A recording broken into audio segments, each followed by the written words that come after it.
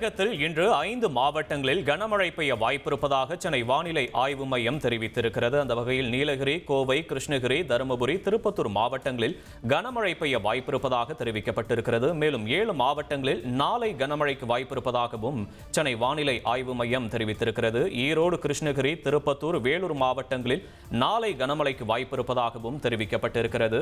இன்று 5 மாவட்டங்களில் தமிழகத்தில் கனமழைக்கு வாய்ப்பிருப்பதாக தகவல் தெரிவிக்கப்பட்டிருக்கிறது. அண்மை செய்தி.